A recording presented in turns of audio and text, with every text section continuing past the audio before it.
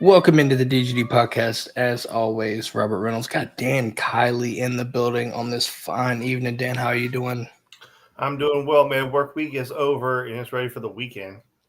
Everybody's working for the weekend. Yeah, exactly. Hope I don't get canceled off this. But no, busy week going on right now at Athens. Want to talk about that though, but first things first, Dan, tell everybody about this newest commitment in Zayden Walker. uh, you know what? To be completely honest, I am a little bit behind on this recruiting class, but I know Zayden Walker, he's an elite prospect. He is the number 2 linebacker in the country, number 2 linebacker in the country. He's a number 10 overall prospect in the entire country. Number 2 in the state of Georgia, actually. But an elite talent. Georgia has done a great job. Glenn Schumann specifically has done a great job of going on and getting these guys. You got the guy, I believe his name is Williams, the linebacker out of Texas last year, number 1 linebacker. He goes out and gets this guy, a guy that Georgia targeted, really, really talented guy. And, Glenn Schumann just adding to his resume.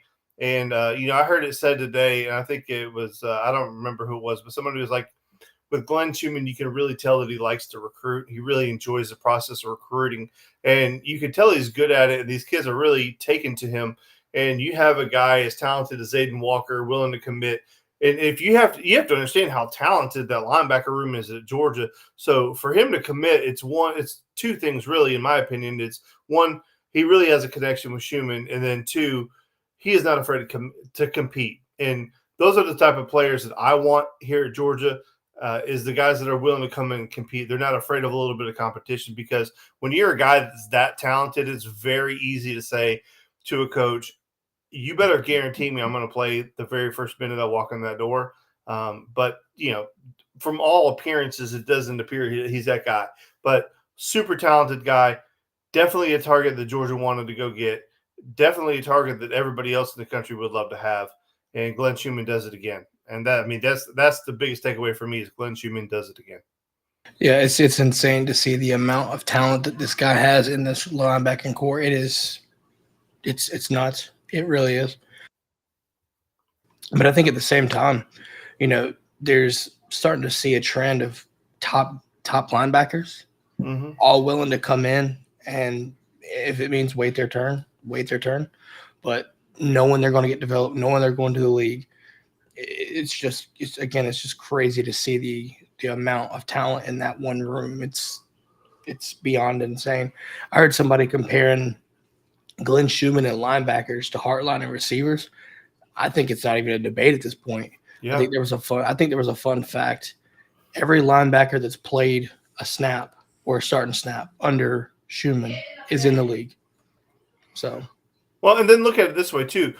Even if you don't get on the field and play a lot, like Marvin Jones Jr., right? He was developed. He didn't get the playing time that he wanted or whatever the case may be. And that's a guy personally that I missed on because I really thought I was extremely high on Marvin Jones Jr. And I'm not going to say I missed because I think he is really talented. He just couldn't get on the field here to his liking, but he was developed. And he played against the best players, and he had a great coach. And he's going to go to Florida State, and in my opinion, he's going to go to do the same thing that Johnson did. Not Jeremiah Johnson. What's his name? The linebacker that was at Georgia, went to Florida State, got drafted in the first round. It's something Johnson. But anyway, it'll come to mind. I think that's exactly what's going to happen to Marvin Jones Jr. He came in here, he got developed. I have not seen anywhere where he had anything bad to say about Georgia or any of the players or anybody here. He's going to go to Florida State, and he's probably going to be a pretty dominant player for them and then go to the league. So the reason I even point that out is because you shouldn't fear committing to Georgia, because whether you're on the field or not, you're going to be developed. And if your pathway to the playing time isn't exactly what you wanted, there are going to be teams lined up for your services. So I think it's a safe bet to commit to University of Georgia. You may not be able to play your first year on campus, but you're going to be developed and you're going to be surrounded by elite talent. And I've always been of the opinion that iron sharpens iron, and being around talented players is going to make you a better player. So that's just always been in my opinion. to each their own. Not everybody can live in that world. I don't know if I could have lived in that world at 18, 19 years old, but for the kids, again, good for them. I think another thing, though, to your point, though, you look at freshmen like just last year. I think we have to counter that slightly. You might not be starting, but you're playing. I mean, look at CJ. Correct. Look at CJ and Raylan. Both guys getting, I would say, significant playing time. So just because you're a freshman, if you're on the field, if you're good enough, you're on the field. Well, Malachi Starks, I mean, obviously one of the best players in the country immediately, and he was on the field. I mean, he didn't, like, to your point, he didn't start the first game, but after that Oregon game, he started every game after that, if I'm not mistaken. So, I mean, like Caleb Downs would have started here day one. So it's not to say that freshmen can't start. It's just you're going to have to be a freak to start here. Yeah, I mean, that's the thing, though. I mean, if you're good enough, you're going to play. I think that's the mantra that Kirby and the whole defensive staff, well, the whole team, really, the whole staff has made that a point there. So, I mean, I don't know really other to say it, but, I mean, you're coming into a room that's absolutely loaded, right? Obviously, I think you look at Zayden, he joins Jaden Prelati in the class. There's a possibility you see Georgia go for 3 linebackers this class again, which would be just, to think about it as bonkers. But there's a realistic possibility you're going to lose a couple backers, and then you got to worry about the portal. But as Jeff says, that linebacker room is sick. Yeah, there's no question about that. But no, I think when you look at Zayden, he fits that prototypical SEC mold. It's like 6'2", something like that, 230. He doesn't look 230.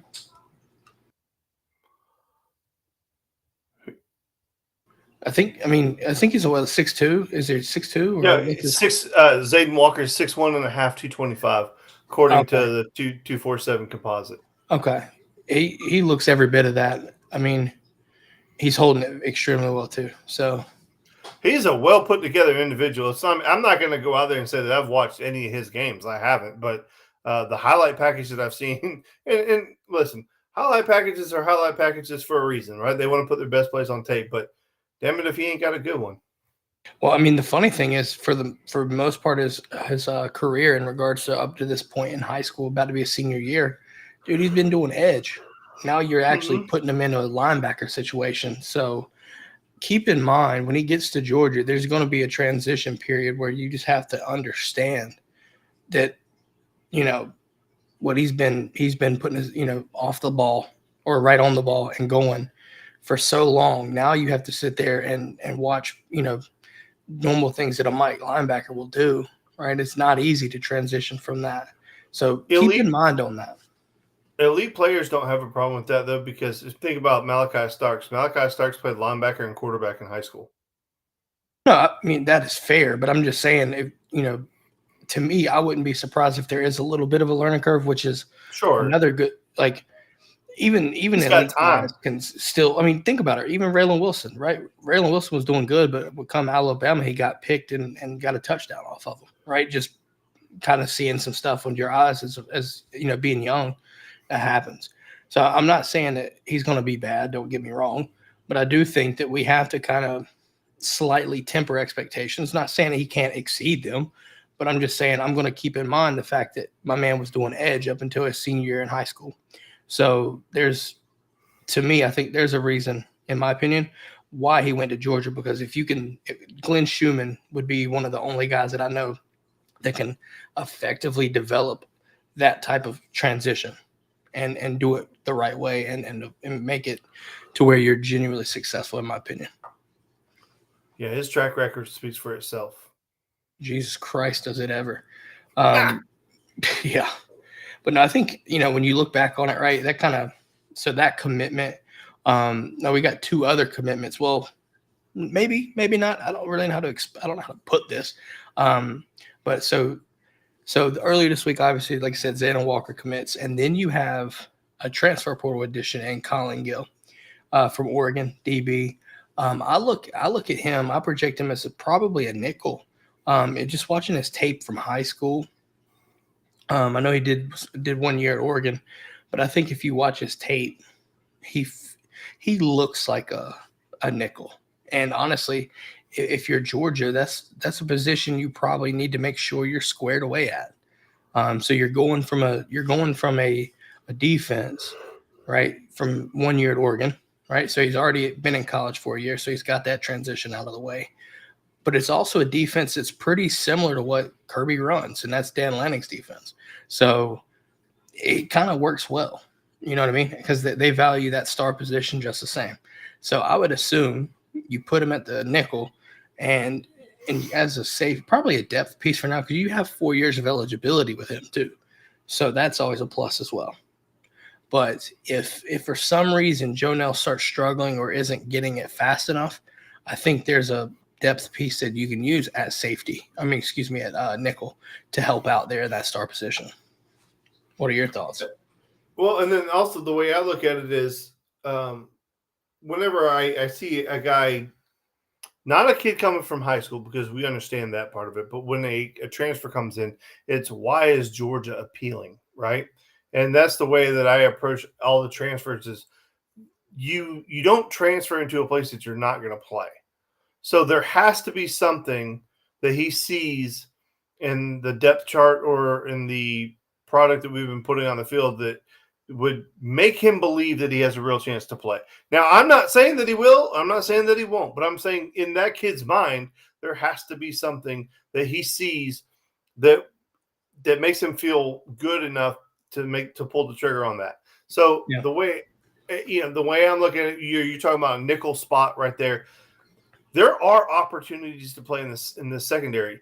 We both know, everybody knows how talented the players are there. However, there's not a lot of establishment, so to speak. You have Malachi Starks is 100% locked in the secondary. And then outside of Malachi Starks 100% locked in, you have is it Humphrey the corner?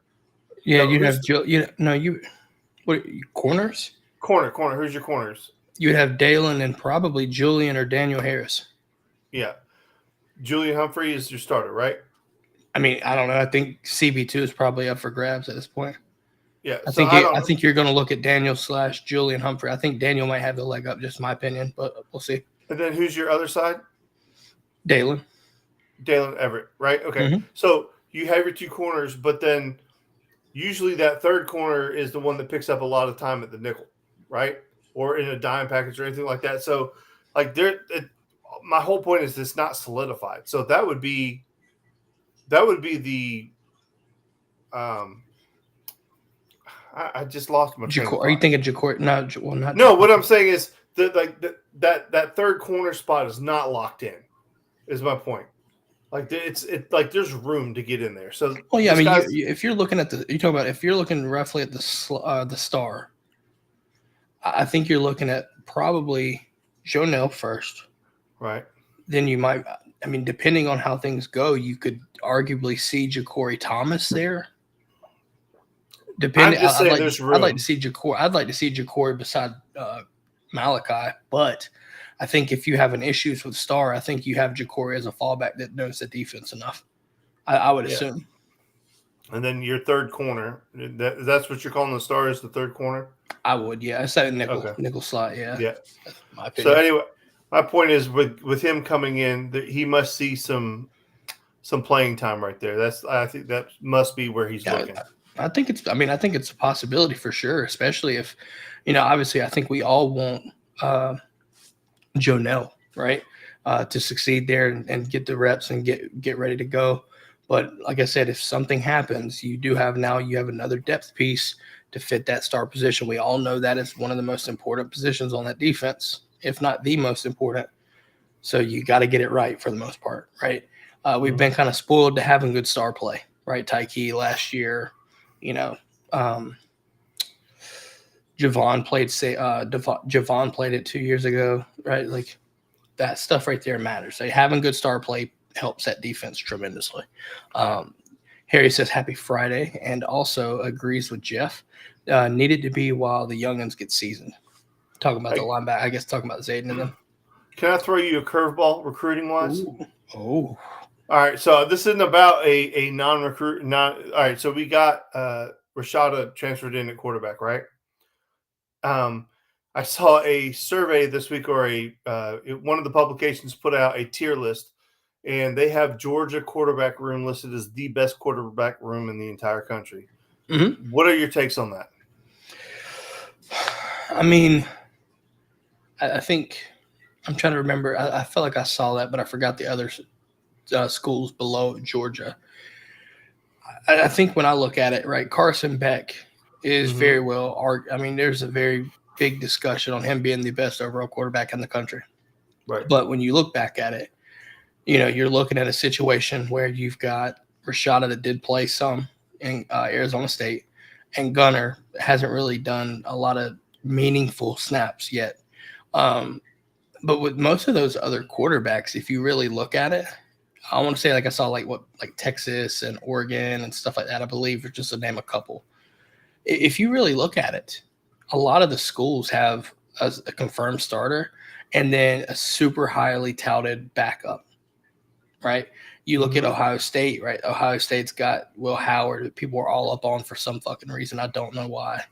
But then you've got Devin Brown and, Julian Sayin, right? So, you're looking at the room and they're stacked with their 4- and 5-star talent, right? But at the same time, not all of those guys have any playing experience, right? You look at Texas with Quinn. Now you've got Arch as his backup, right? Malik Murphy goes to Duke. Now it's basically the Quinn and Arch show, right? All the hype is on Arch and Quinn, right? So it makes sense for them to be there. If you're Georgia, first things first, everything rides on Carson at the point in time. I think, to be fair, I think you do need those guys to be ready, right? Now, who's going to be the backup? That'll be fun. I think by default, you probably give it to Gunner, while Jayden learns the Georgia system. Going through that lawsuit, probably another thing that's got to kind of push back, and that's okay, I guess. But I'm okay with it. I really am. And I know it sounds crazy because Georgia hasn't really been in this situation for a while. But with Carson there, if he stays healthy, like we hope, there's no reason for me not to believe that they're the best in the country at the quarterback position in regards to just overall room. Like I said, I understand Quinn and Arch. Even as far as Oregon, I think Dylan Gabriel, Dante Moore is a good combo. Yep. But I just think that when you look at the room, you've got – and Puglisi, don't sleep on Puglisi. I like Puglisi and what he brings to the table too. So you've got 4 quarterbacks that, like I said, 2 of them don't really have any – well, one doesn't have any. But at the same time, I think, like I said, Gunner – I think he may be ready, but not fully. But then Jaden Rashada, we saw he can make some. He's made some plays at Arizona State, whether you like it or not. He did.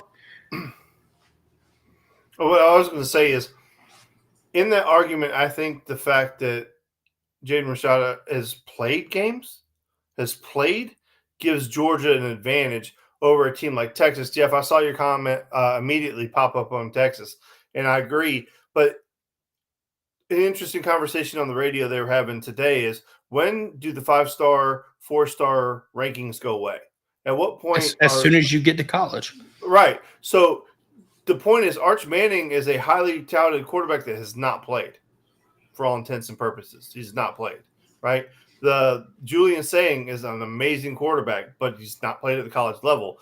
Gunner has not played. Puglisi has not played. All these guys have not played. The one guy who has played is Rashada. So that kind of gives him, Georgia, that boost where, at least worst case scenario, if something were to happen to Beck, knock on wood, we don't want that to happen. But if something were, at least you have a guy who's actually seen the field when it matters. Yeah, I mean, and to be honest, the Pac-12 last season wasn't really that bad. I thought there was a lot of good offensive play. Yeah.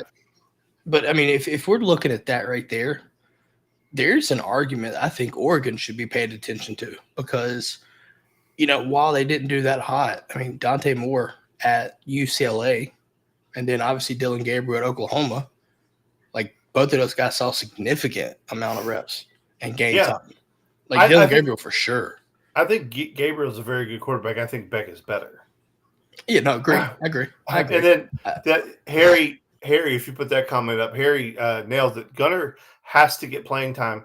There has to be an opportunity to get him in the game and get him game ready. If he's the number 2, if that's who you're going with the number 2, you've got to get him significant time to get him ready to go just in case. And regardless of who's it to. Yeah, I mean, if I'm going to look at this blueprint, because this one, when this happened, I felt extremely confident. 2022, when we were running up the score early and often, and then you basically gave Carson Beck time to operate the offense and not just hand the ball off. I'm talking about operate the offense, right? That's the key. It doesn't matter how much playing time the 2s and 3s get. If they're not running the offense and they're just handing the ball off, what's the point? Right. Protection. That's it. You're just protecting them from getting hurt. Yep. Let them operate the offense, understand what they're seeing, make the mistakes if they need to, and just keep it moving, because it's only going to set yourself up for the year next, the year after. And that's what happened with Carson Beck. I genuinely think, even though Carson Beck kind of started off sluggish in a little bit, by the time we hit the Auburn game and past the Auburn game, you could tell that he was comfortable. Once he got comfortable, it was over. Yeah. So I think that's the key, though. You whoever is the 2 needs playing time, but it's got to be quality playing time. It can't just hand the ball off like we were used to. That just can't happen. That just cannot happen. Agree 100%. Ooh, we've got somebody in the building, and that, my friends, is Keon up in the building. Keon, welcome in, sir. Hello. Can y'all hear me? Yes, sir. Yes, we can. While you're here, now that you're here, fashionably late, let us know how you feel about the Mavericks' loss last night. That was pretty tough. Not gonna lie, it kind of expected us to lose game 1. We've lost game 1 of literally every series up until this point. And you know what? It's all the same blowout fashion. So that's been a lot of the NBA. But if we're going off of how the playoffs have been so far, we're on track to win it. No doubt. Sounds crazy, absolutely. Let's do this, guys. We went 25 minutes and still not hit our first sponsor of the night. Keon, you want to tell us who that first sponsor of the night might be? Go ahead and throw it up there so we can let these people know where they need to go. Apotheos, located in Kennesaw, Georgia, the best coffee in the land to help fuel the energy of the young Georgia fans. Yet again, go to the DGDpodcast.com, click the link, double tap it, go online, order you the best coffee. You need it. We need it. We love it. Apotheos Coffee. Oh, by the way, shout out to Apotheos. Get yourself some Apotheos coffee, and if you have some, brew yourself some in the morning, because them Diamond Dogs got an early start, noon kick, noon. Also, can't forget the K cups. Can't forget the K cups. Got to go with the K cups. Just bought me a new Keurig. Look at me doing adult things. So, got to go with the Apotheos coffee. He's not wrong. Hey, let me just tell you about how my day's going to suck tomorrow. So my son's playing basketball tomorrow at UGA all day long, and we're in the basketball facility right down the road from the baseball facility. So like, oh, make sure you get here super early because there won't be any parking. Yay! To be fair, though, first super regional since 2008. Good luck to them Diamond Dogs, by the way. Charlie Condon, Golden Spikes better win that Golden Spikes award. Just going to leave that there. Future number 1 pick, Charlie Condon. Future number 1 pick. I'm fine with that too. I'm completely fine with that. No, I'm not gonna lie, my guy. Your day is wait. So what time does the actual tournament itself start?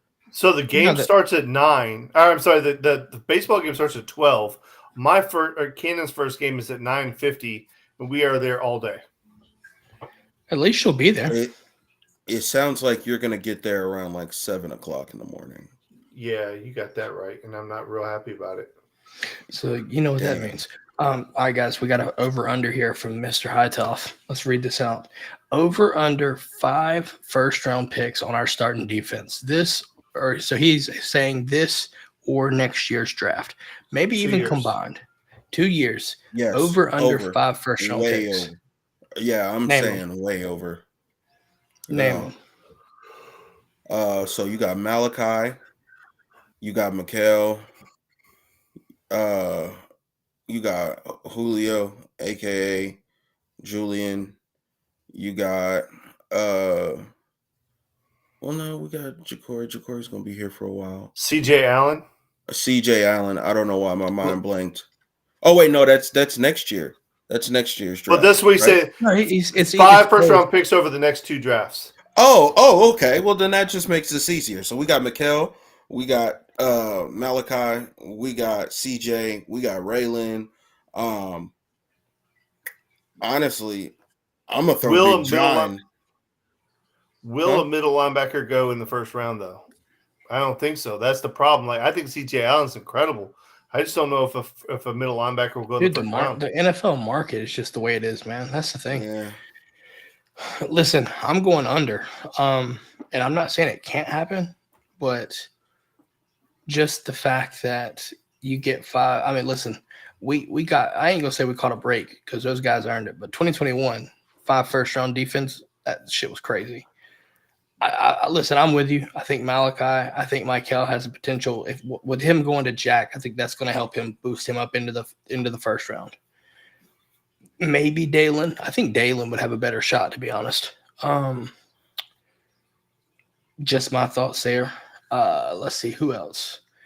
Raylan. I think Raylan could, depending on how he does. I think how he does with his measurables, because I would expect him to just blaze a 40 and probably test well there. So if you can do that, I think you can play yourself. I just don't know. I just don't feel comfortable seeing just 5 think there. Pass rusher. Also, okay, so you got. I mean, you're looking at maybe Damon Wilson by then. I mean, like Trayvon Walker was not on our radar. Jeff said Ellis and KJ are too young, or else, and I'm. Arguable, But like when Trayvon Walker went number 1 overall, like I never saw that coming. He had it. Yeah, I was about to say he had just a nasty ass year. You just brought that up. I just want to make sure. Have we talked about Zayden Walker yet? We started off the show before you came in. Have we talked about how we have 2 cousins on opposite sides of the ball committed in this class? Go ahead. Bo Walker, Zayden Walker. Shout outs to both of them. They're really cousins for real? Yes. Day, is that your cousin? Yeah, that's his cousin. You fired. Same side of the family. We've had a lot of their family here. I'm not gonna lie to you. I hope everybody caught that next Friday reference, by the way. Just gonna say. Just gonna leave it there. So also I know we were working on this. We were talking about before you came in, we were talking about Collin Gill and his transfer portal announcement coming to Georgia. But Keon, do you know much about this story? So there was a 2026 commit, Derek Cooper. Mm-hmm.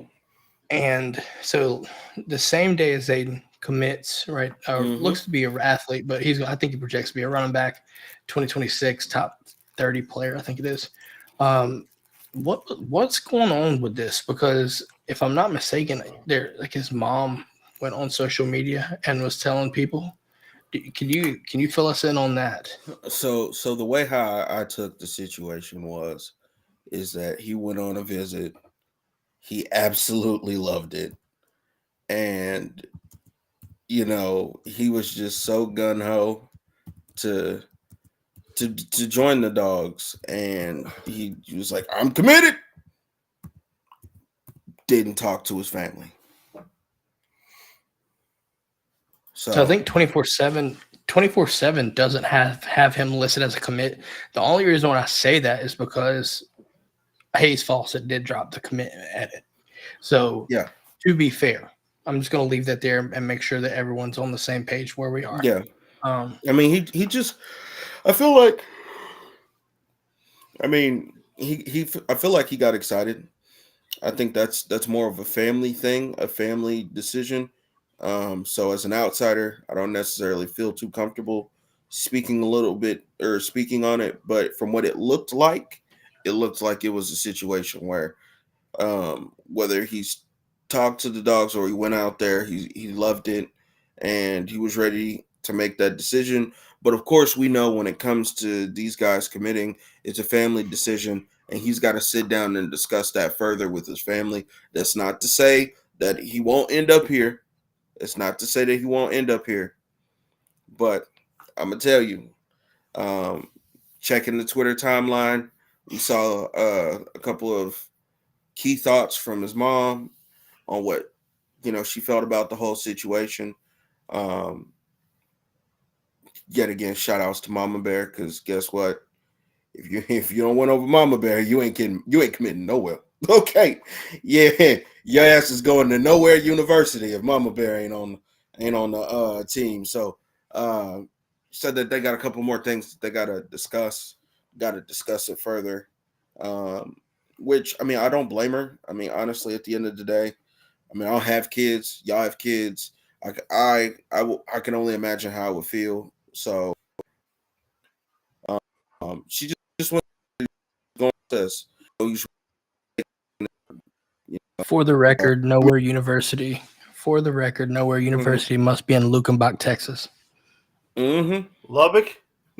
No, Lukenbach. Oh. Lukenbach. Well, I can promise you, my son is a sophomore, and we're coming into that recruiting age. And I can promise you this right now: if you want my son, you better recruit mom. Because I feel like my son and I can have our own ideas, but I can promise you this: if mama's not on board, it ain't happening. Yeah. Period. So my thoughts is this too. If as a parent, if you're going to put your full faith and trust into these people to take after your kid for next few years, I better be in the loop of what's going on. And it sounds like he may not have. And so it makes sense for those comments to be out there. It makes sense. Yeah. I would get it. Because I would want to know about that. So your sons, they play basketball, right? My son's a quarterback and he plays basketball. Oh, what position is he in basketball? A 2. Just so we could get. Okay. Yep. Good old Mill Creek. Hey man, wait, he goes to Mill Creek? Yeah. Yeah, he does. You just have him shook right now. I just want you to understand that. I'm just saying, if Kirby throws the offer, man. Hey. Listen, Kirby. I'm not going to tell you how to parent, but go Dawgs. You know what I mean? Like, yeah, trust me, go Dawgs is on the top of the list. But the problem is that they already have their quarterback. So, yeah, that is crazy, and that's something I do think that we as Georgia fans really do need to think about. Is that over these next few classes that there's going to be quarterbacks that are going to, of course, come out and stuff like that. Our room is set for like the next. Oh yeah, like what would you say? 2-3 years? In regards to commits in the class, the thing about it is, at any point in time, let those guys hit the portal, and all shit can get serious. Right. Well, this is the best. Obviously, my son is not at that level right now, but. With these kids, they all develop in different areas. Like you have kids who are freshmen, 8th grade, 9th grade, 10th grade year. They look just incredible, and everybody's all over them. And then come junior and senior year, you have kids coming up. Look at Hudson Mason, for example. For God's sakes, he started at the University of Georgia. He didn't do jack shit until his senior year in high school, and then he threw for like 4,000 yards. And Buck Blue was on the radio every single day talking about somebody better go get Hudson Mason or I'm going to be pissed off. And they did. There's guys like that. So – they come from everywhere. Yeah, Georgia has a quarterback in the class, but I'm here to tell you, and I'm not saying it's my son or anything, but if somebody comes on just takes the high school stage by storm, Kirby's going to go get the best player regardless. He just is, and he's shown that time and time again. So, I think in my mind, I'm like, there's hope. At this point, I'm really starting to say, guys, like Kirby Smart is truly playing the game of keep away. On like expert level. We aren't even in the point where most of these recruits are taking their OVs yet. That shit really starts this weekend for most of these recruits. And we got guys, I'm here, locked down, shut down, don't call me, go Dogs. But you've got to. You better lock your spot. I'll tell you this right now. Speaking of lock it down and shut it down, not only did Zayden Walker shut his commitment, but today Elias Williams comes out, shuts his stuff down too. I don't think people understand that. They don't understand how huge that is, because I'm not gonna lie, guys. There was a lot of rumors surrounding Elias FSU, Florida right? State. Florida State, yeah. There was a lot of rumors surrounding him around FSU, and for me, being in different group chats, I was, of course, I'm hearing information no different than y'all are, and even to the listeners here. And my thing is okay, let it, damn Trey, let it materialize. Yeah, see, we got to. I mean, there go. Shout out to Trey. Thought you was in Florida. Supposed to be at OT 707. Taking in Taylor. You know what I'm saying? Here you are in Dallas, Texas. Either way, but I was hearing stuff no different than y'all were, and even the listeners here. And my thing is this, man, to get a true and we all hear people say the words 5-star talent. This is by far the best tight end in the class. Like, this is like no bullshit. When people say, "Oh, well, what if LeBron James played tight end?" This is him at 18 with a hairline. Like, we're seeing some crazy shit right now out of Elias, and it's first things first. The hairline is what I'm more worried about. You know what I'm saying? It's just my man 6'7", 235 with a hairline. Yeah, with a hairline. Got to throw the hairline on there because that adds 2 inches in height. Now he's 6'9". You don't even know it. But either way, it's huge, though. You don't even know it. But that's why I say it's really huge for us to get him to truly shut it down and say, you know what, I want to be a dog. I want to be here. I want to get locked in. I want to get focused. So yet again, shout outs to Todd Hartley. Shout outs to Kirby. Shout outs. You know who I think is the person that took the biggest exhale out of that? Bobo.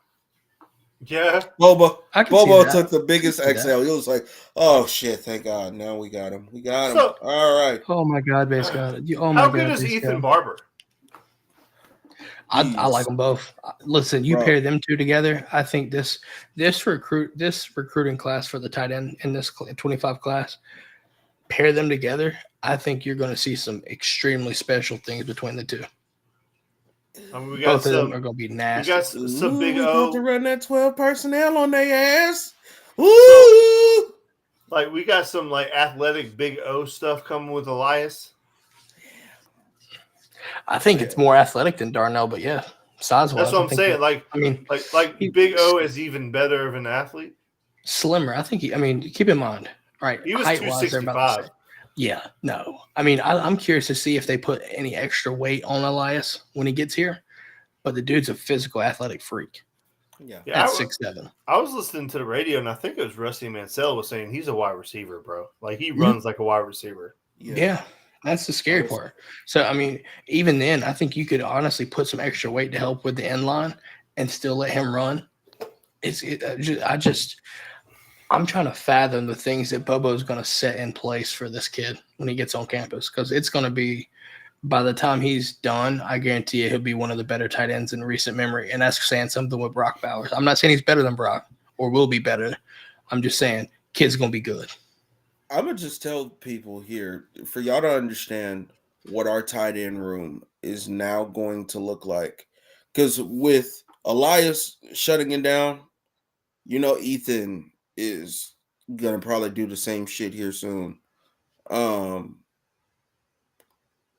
With us bringing in them two after we just brought in Jaden Riddell, the tight end room for the future is going to forget. Hold on, don't forget Colton Heinrich. That's another. Yeah. That's the bouncer right there. And running plays. That's the bouncer. He grabbing shit and moving it. You getting out the club, bitch? So that is. So we've been talking about all these guys that have committed, right? And like I told you, I am behind. Okay, with this recruiting class for whatever reason, and I don't know why. I don't know the kids like I did. So, of the guys that are not committed right now, who's your must-have? Who's your must-have out of this class that's not committed to us? Who is it? Well, I mean, like I know Justice Terry, but like, do we need him back? Is that a must-have for us, or is there somebody else? He's going to be a fucking nasty freak. Let him come to Georgia. It's going to be over. The kid is a freaking animal. What did you say, Keon? Who did you say? Oh no, I was letting Rob go first. Oh, okay. I'm sorry. If I had to choose, Justice Terry is probably one of the easier ones. Okay. Right. I think you got to get Elijah Griffin. Okay. Defensive line. I think, yeah. Keeping him in state is going to be key. I don't see an issue with it. I really don't, unless someone throws something fucking asinine out and something you just can't refuse. I think he's a dog. I was going to say Zayden, but he's committed. That was a huge deal. Right. I think the must, if you're talking about a true must-have, I would say give me Travis or CJ Wiley at receiver. Sure that shit down. Okay. Maybe both. I mean, I'm gonna be biased and say Bryce Davis at the edge, but that's not a true that's gonna be a nice play. But I think what'll happen there is it's not like a must have, like edge position straight. But if I'm looking go ahead. I was just thinking, I mean, I just think you look at receiver. I think that's something you got to get, and you got to hit with good. Offensive line, I feel pretty confident you're going to get some of these guys. I think Juan Gasson is a must-have for that offensive line. But I just named a few. Sorry, Keon. Who's yours? Mine, for me, is Justice Terry. That's really where it all starts. Isaiah Gibson. Yeah, him and Isaiah Gibson, to me, are the two that I say that we have to get. As we know as Georgia fans, you win national championships up front. And if there's any team that wins them that way, it's us. So I think when you secure those two, along with what you already have, like if I was to just tell you, right, I would just give you three names. Let's say we already got Zayden Walker. Let's say we spin the block, get Ty Jackson. Then we couple those two with Isaiah and Justice Terry. Front seven, nobody has a better class than us in the country, and it's not close. I think there's another D line that you need to watch for, and it's Christian Garrett right out of your backyard. Mm-hmm. I'm not saying that he's going to be a must have on that level, but I think I would also put Elijah. I would put Elijah Griffin in that same category. I mean, so Isaiah Griffin is rated higher than Justice Terry, and he's bigger. He's 6'5", 285, and Terry's 6'5", 275. So if you were to get Griffin, and then the defensive end you were talking about, the edge rusher you were talking about, Isaiah Gibson. I mean, like, do we need Terry, or would it just be like we would just love to have both? I'm being greedy. This is one of those ones where it's like, you've probably seen it in a cartoon where the big dog comes, they eat their food, and it's bigger than everybody else's. Yeah. And then they grab other people's food and they throw it in their food and they keep eating. That's what we're doing right now. I got you. I think part of it too, though, Dan, I think part of it is this. Justice is too good to let out of your state. For sure. Yeah. Too good. He was doing some competition. I forgot which one it was. He was just manhandling everybody. And obviously those camps are some of the best in the country. And he was just manhandling people, like just getting them out the club constantly. It was just like he just showed how much of an alpha dog he was. And it's just sitting there. It's like, and it's not knocking. I mean, like, I know Gibson's ranked higher, but if I had to choose, I would want Terry more than Gibson. I mean, not Gibson, but Griffin. Yeah. So that's I think for me, it's just because I've seen what Justice Terry can do, And I know that fits what Georgia does and what they want to do. All right, so the other question I had is the number 1 overall rated offensive tackle in the country, David Sanders Jr. out of North Carolina. It says that he's high on Georgia, but he's being forecasted to Clemson. Have we had him on campus? He's on campus now.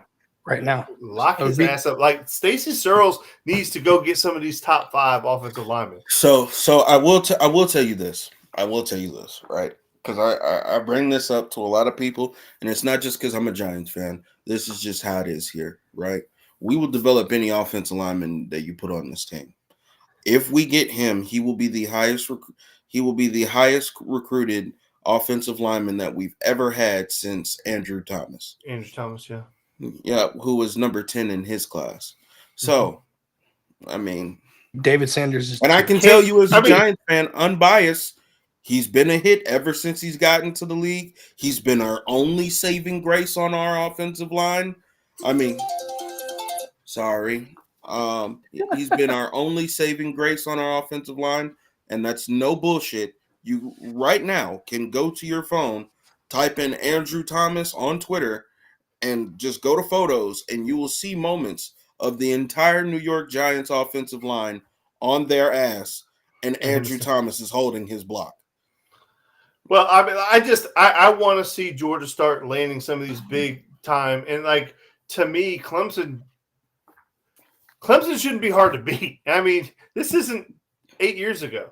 This is right now, and like you should be able to get this guy on campus. And when is the last time we landed the top 2 or 3 offensive tackle? I can't remember. Andrew We've Thomas? never done it.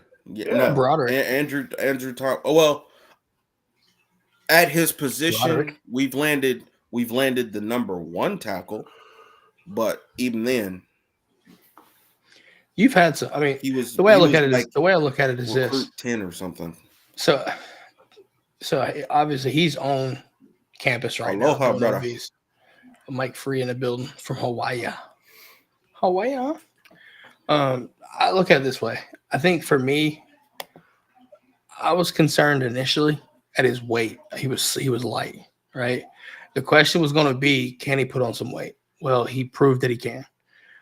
I'm curious to see just how Stacey Searles attacks this recruitment now that we know that he can put on the extra weight, because I think he's at like 285-ish, 290 Sanders? right now.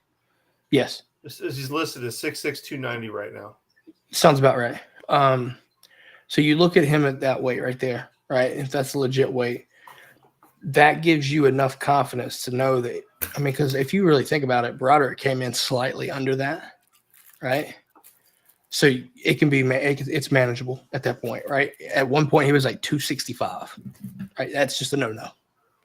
So the fact that he was able to put that weight on, right, it could alter how you go about it. Now, at the same time, right, Clemson, you have to understand, Charlotte area, Providence Day specifically, like they have a good connection with Clemson. Clemson in that area, in that specifically Charlotte area, Clemson has ran rough shit in that area. Kids growing up watching Dabo and them.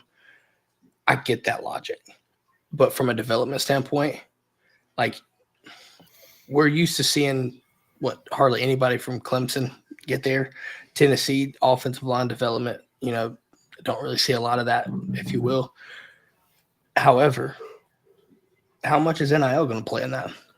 And if it's NIL, I don't see him going to Clemson. You might have to watch Tennessee or Ohio State. It's Which just all which I would lean Tennessee because, it's closer family. He's very family oriented, so I think family would be there. I think Ohio State could throw the bigger bag, but that's just me. And I think when you go there, you have to look at what their development was, their track record for putting tackles in. Because, I mean, think about it. They got DeJuan James drafted, and you remember that guy. That was like 375 pounds a man playing right tackle. It was insane.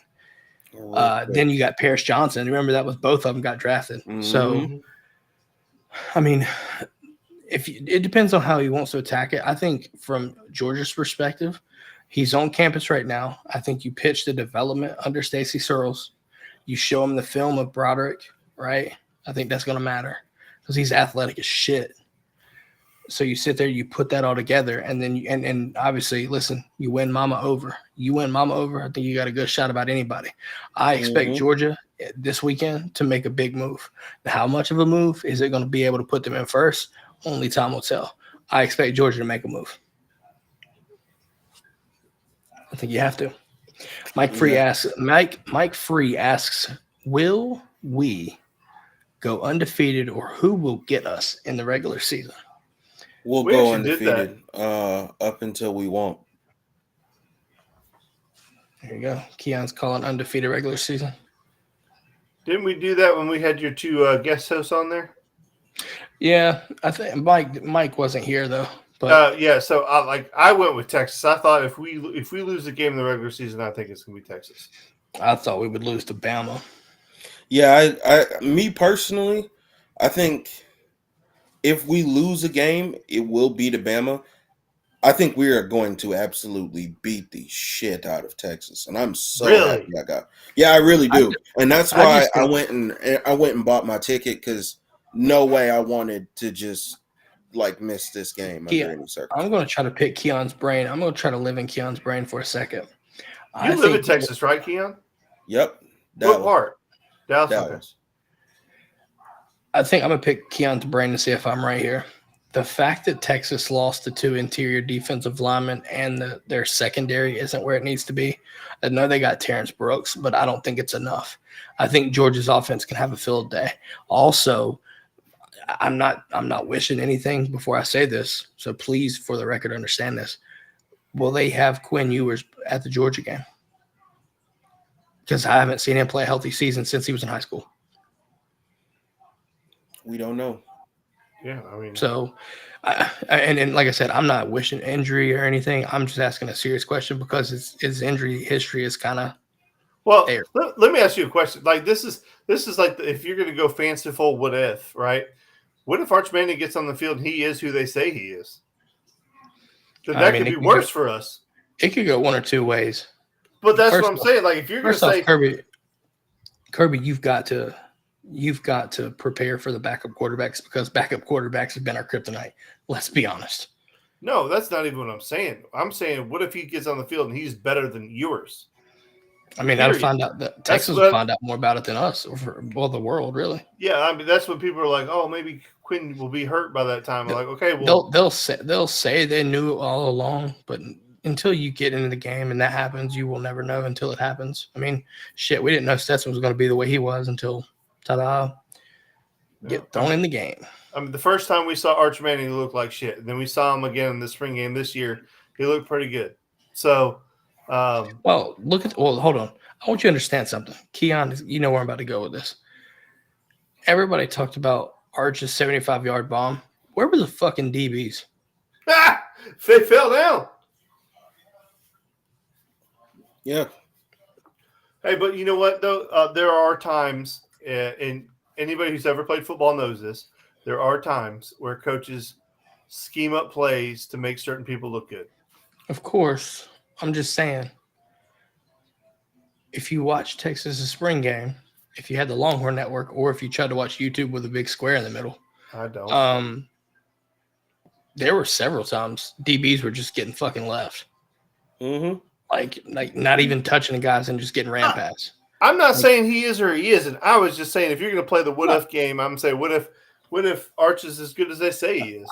For that matter, I wasn't talking about Arch and Quinn. I was talking about Georgia versus Texas. Yeah. If those receivers can create separation, I would love to see what we can do. Because for what it's worth, Carson could throw into tight windows, and we've seen that at G-Day a lot. Yeah.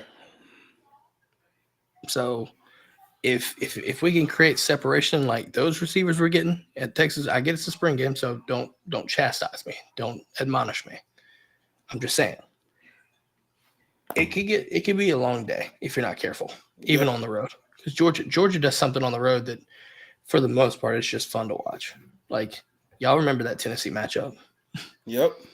Oh, Tennessee fan got super loud. Oh yeah, we scored on the first play, and then 38-10, just ass whipping, just belt to fucking ass for the next 59 minutes and 45 seconds. Yep. I'll take it. But no, I think we have a good shot to go undefeated. I think I'm not going to discount the fact that you do have to play your hardest games on the road. Also, I understand that we play Bama on the road, but if you look at some of these games, I think this is important. You have, after Bama, you host Auburn. When we're in Athens, we beat the shit out of them.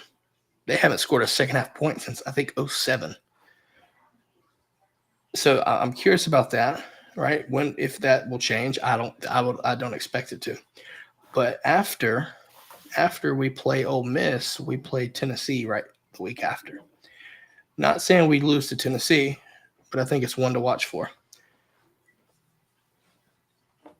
And you can't discount Georgia Tech because I hate to say it, but Buster Faulkner is kind of cooking as an OC over there. Beat Miami.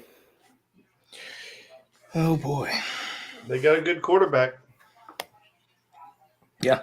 No, I mean, I think we can go undefeated. Now, the question is, do you win the conference championship?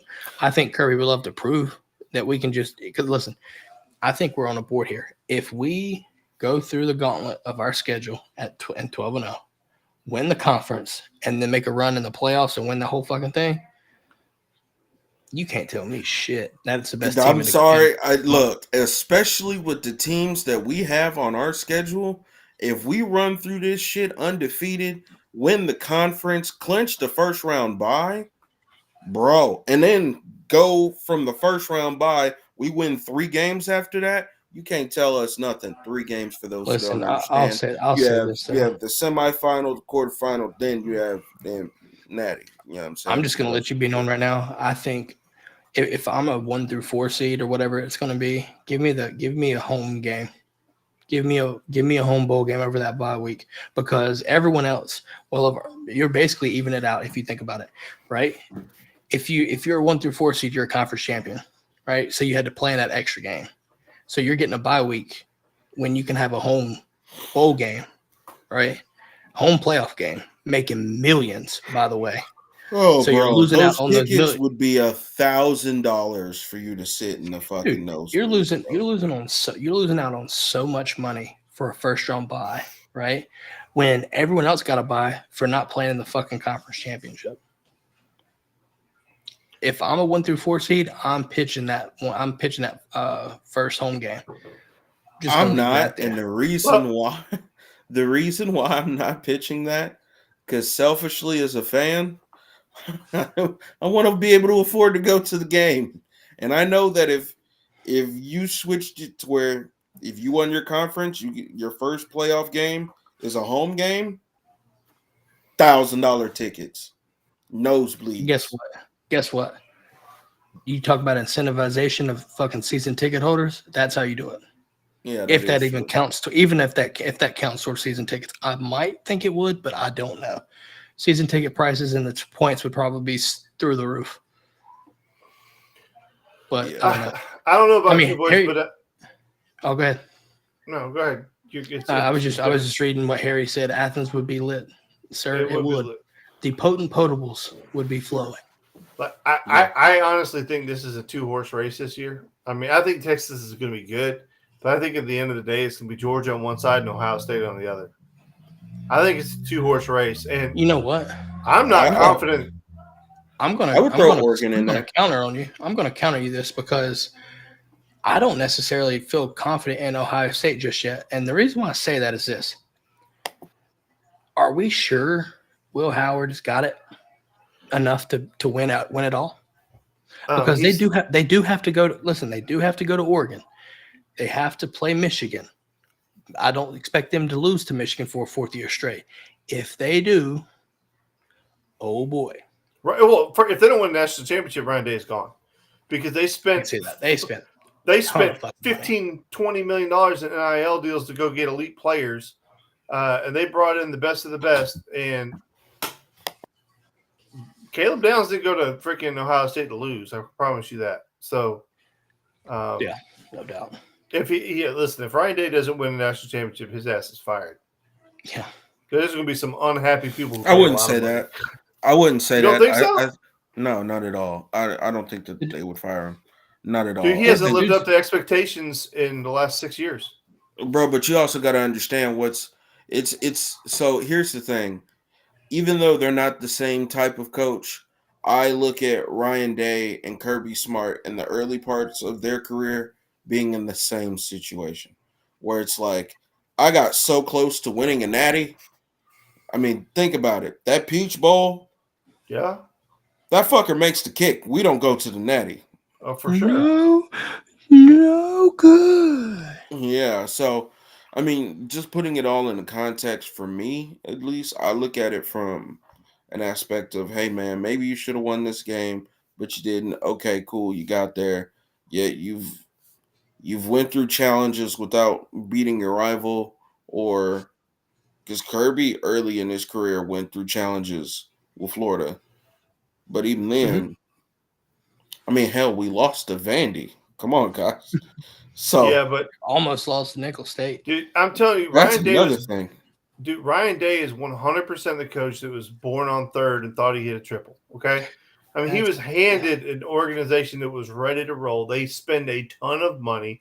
He has had a walk into the Final Four every single year, and he can't get through. So I don't know. Like, I appreciate your opinion, and and I understand the way you look at it. To me, I think he has achieved absolutely nothing, and he has brought. Like, I felt like even when we weren't winning, Kirby was bringing value to the program, and I felt like the things that Kirby was doing was building, and the trajectory was like this. I think at Ohio State, they were already up here, and I feel like Ryan Day has leveled that plane off, and that they've never like. There's nothing that he does specifically that makes me feel really, really confident. Does that make sense? Boy. No, I get you. Got our boy Evan Grimes in the building saying, let's go. Welcome in, man. Welcome in. What up, Evan? Appreciate the meeting. Mike Free says Georgia Tech is getting better, right? They hate us. That's their Super Bowl. I mean, yeah. Fair yes enough. yes and yes. They are getting better. I think, like I said, Buster Faulkner was cooking low-key. I don't think people gave him enough credit last year. I think listen, do I think we're going to lose to them anytime soon? No. I do think you have to respect them now, because I think they have somebody at the helm in Brent Pry Key, that's going to actually care about football and try to push them to be better as a football program. I think that matters. Any final thoughts on the night, guys? I know got a heavy OV list right now in the Athens right now. Obviously, like I said, David Sanders, Todd Robinson, CJ Wiley, just to name a few. Mason Short is in the building, so I'm curious to see how he goes after David Sanders.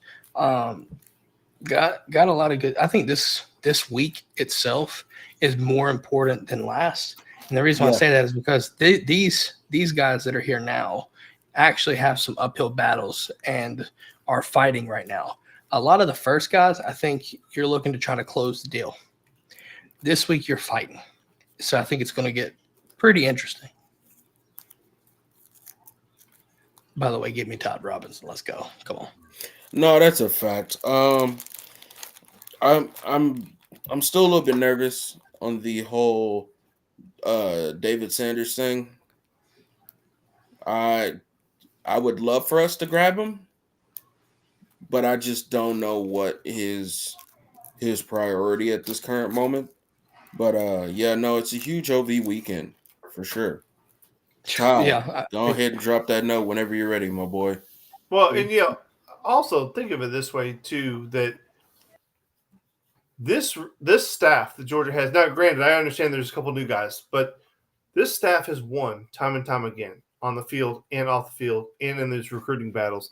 And it seems to me like on very, very few occasions have we lost out on the guy that we really want. Now, have there been guys that we want, that everybody wants? But like I'm talking about when Georgia put the full court press on somebody, you could pretty much count on one hand how many times we've lost that battle. I mean, Jeremiah Smith, I think, would be a guy that everybody wanted, right? But how serious was he ever about coming to Georgia? I don't think he was. I don't think he was either. So my point is, if Georgia really wants David Sanders Jr., if they really, really want that guy, I feel good about Georgia's chances of getting him. Does that make sense? Oh, it completely does. Let's see here. I got a comment up here. Jeff says if Day loses to Michigan, he's fired. Yeah, fucking facts. Ohio State fans would revolt if they lost to Michigan 4 years straight. I'm sorry. You just can't lose to Michigan if you're an Ohio State coach. And if you're a Michigan coach, you just can't lose to Ohio State. It reminds me of Bama and LSU when LSU would LSU almost anything could happen. If they lost to LSU or if LSU lost to Bama, their season was a failure. Yeah, I mean, I don't know. I don't know if it's we saw Les Miles get fired because of that. You remember? Yeah, Les Miles got fired because of that. That's true. I just want to present the alternatives because the alternative is they could end up losing to Michigan, going to the Big Ten championship, winning the Big Ten, and end up winning the Natty. And they'll be like, "Oh, well, you lost to Michigan." I don't give a fuck. They won the Natty. All right, yeah, all right, fair. Okay, if that were to happen, fair. I mean, all right, yeah. I mean, it's like, hey, the Braves did win the pennant, but we won the World Series. Like, okay, I'm not really pissed off about it, but I think you're right, Keon, Mr. Positivity. I see. I'm telling you, man, it's never as good as it seems, and it's never as bad as it seems. I promise. All right, you boys. got that right. Second and final sponsor ad for the night, and that's our friends over at Alumni Hall. Head over to dgdpodcast.com, shop our sponsors, go to Alumni Hall, use our website, the links on our website. If you use those, 8% of your order will go to the Classic City Collective, by the way. That is on behalf of the podcast. So use our website, dgdpodcast.com. Use our links to the sponsors. Go Alumni Hall, shop your Nike gear, your Cutter and Buck, get all your polos, get all your, you name it. If you want it, they got it. Tailgating, apparel, polos for work, swimwear, kids, you name it, they got it. Go check them out, get your gear, and support the collective as well, by the way. Cornhole boards. And also, I guess it's a good time to do it. Yeah, we updated the website as well. Try to make it more user-friendly, so shout out to Evan for calling that out for us. Any final thoughts for the night, guys? I know, Dan, you got to be up early for all-day thing in Athens. Don't go down the wrong street, sir. Yeah, I will not make any left turns where I'm supposed to make a right. But, hey, listen, if you're in Athens tomorrow, come over to the men's basketball facility, and we'll be playing ball all day long. Is it free to jump in or no? I don't know. It may or may not be. They'll probably charge.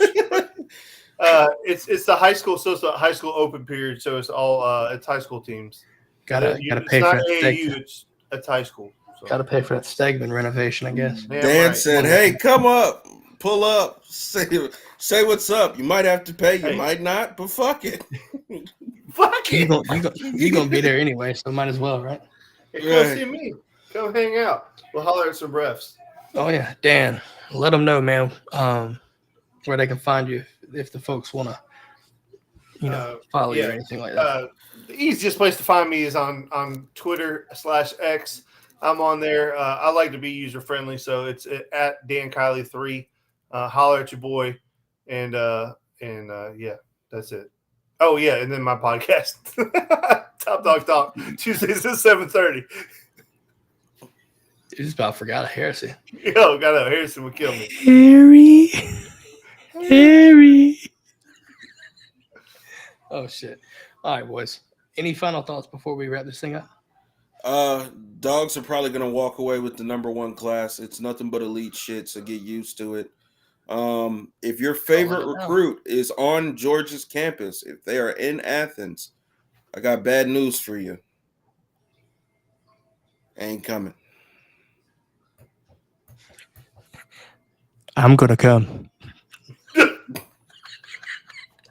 That's recruits coming to Athens for official visits, baby. That's what I'm talking about.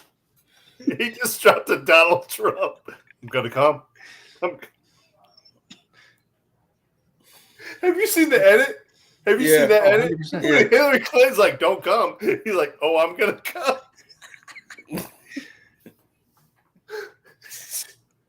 Wrong. It's huge. Huge. Oh man. Kangaroo court. This fucking guy. That's one way to end the show. Anyways, No, here's how you end the show.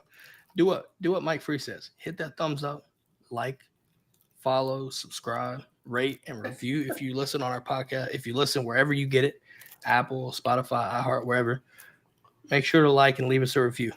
Let us know what you think.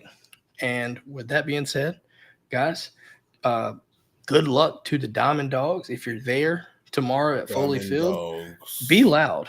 All right, be loud. Give them little Wolfpack puppies. Give them hell. All right, show them who the real dogs are. Charlie Condon, I want to see 2 home runs over this weekend at least, minimum. Unless they pull some bullshit and don't throw your way, and if they intentionally walk you, I'm gonna need the next batter after him to knock that shit, hit a 2-run shot. I have no idea who else is on the damn team, but somebody hit a home run. I think it's Kobe Collins. I think Phillips is hit behind him. I don't know. Yeah, I think they've switched it up, but I think Collins is behind him. Trey Phillips has been going crazy as well. Bro, you see Phillips do the dog pissing in the dog? Yeah. Bro. He cocked his leg like a dog. Like a dog. Anyways, boys. I'm going to bed, boys. Yeah, you got to be up early, old man. I know. Me too. I got a T-ball game myself. Yes, sir. With that being said, y'all have a great night. Great rest of your day. If you listen to this tomorrow, shout out to the brigade for coming in hot and heavy all night in the chat. And we will catch y'all next time, hopefully with some more good news for them Georgia Bulldogs. Have a great rest of your day. We will catch y'all next time. Go Dogs. Aloha means goodbye. Go Dogs.